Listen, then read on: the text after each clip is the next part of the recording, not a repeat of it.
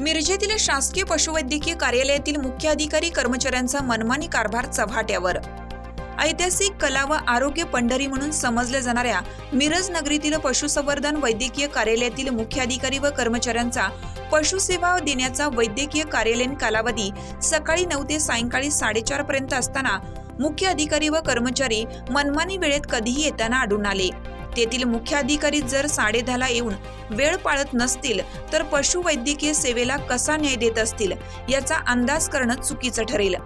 स्थानिक लोकांशी अस्वस्थ व आजारी पाळीव पशूंना वेळेत पशुवैद्यकीय सेवा मिळावी म्हणून पशूंना दवाखान्यात घेऊन आले तर येथे पशुवैद्यकीय सेवा देणारे अधिकारी कर्मचारीच उपस्थित नसल्याने नाहक पाळीव आजारी पशूंचे उपचाराविना बळी जात आहेत आणि याला कारणीभूत शासकीय पशुवैद्यकीय कार्यालयातील अधिकारी व कर्मचाऱ्यांचा वेळेतील हलगर्जीपणा दिसून येतोय।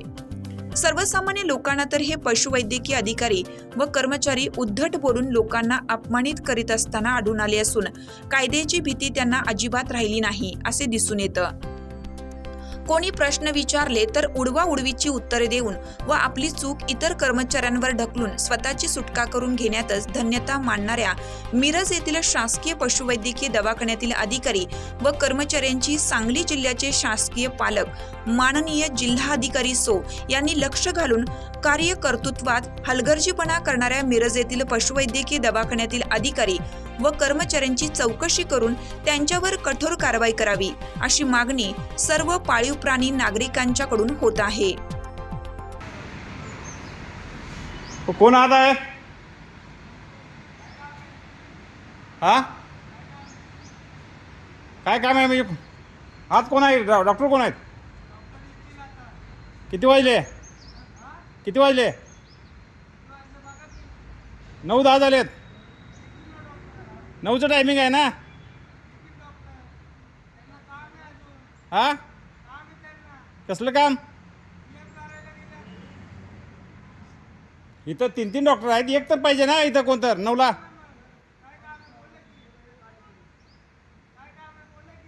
तुम्ही कोण आहे? काय करताय?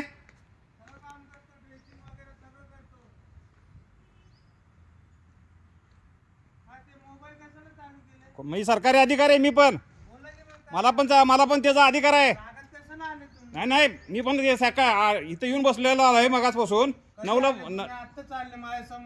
मी गाडी घेऊन 8:30ला इथं येऊन बसलोय।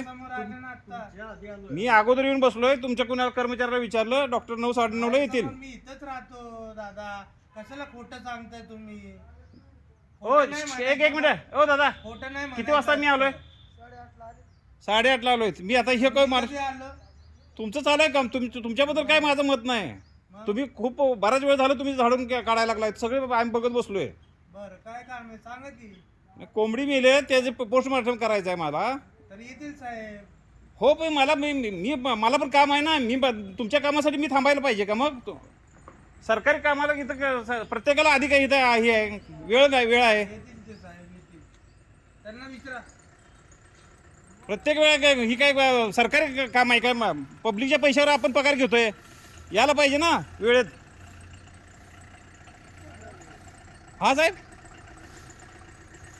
तुम्हाला मगाशी सांगितलं का नाही? मी 8:30ला आलो। मी त्यांना सांगा जरा, ते म्हणतात तुम्ही आत्ता आलाय ना, आता लगेच कसं बोला लागलाय म्हणतात।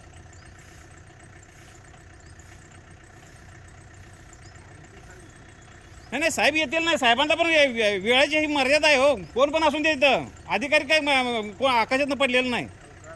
प्रत्येकाला आहे का नाही टायमिंग, शासकीय टायमिंग आहे। तुम्ही 4:30 नंतर आहे की नाही 5 मिनिट सुद्धा नाही आत घेत नाही कुणाला।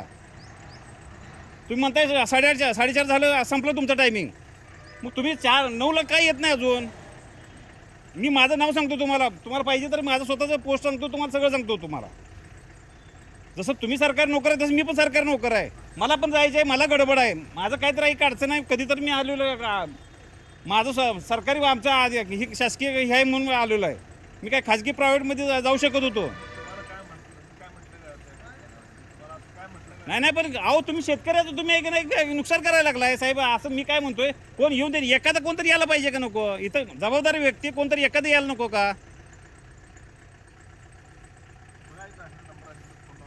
नाही मी माझा काय संबंध आहे? मी आता हे की नाही सगळं मी ते ह्याला देणार आहे, मी न्यूजला देणार. मी काय करायचं काय मला इथं काय तुमच्यासाठी वेळ घालवत बसायचं नाही मला. कारण काय माझं काम नाही को काय, माझी कामं सोडून तुमच्या पाठीमागे लागत बसू काय इथं? मी डॉक्टरला साहेबांना फोन करा, त्यांना या. हे कोणी सांगितलंय? त्यांचं तुमचा पगार घेताय म्हणजे तुम्ही यायला पाहिजे. मी जसं मला पगार घेतो मला गडबड आहे.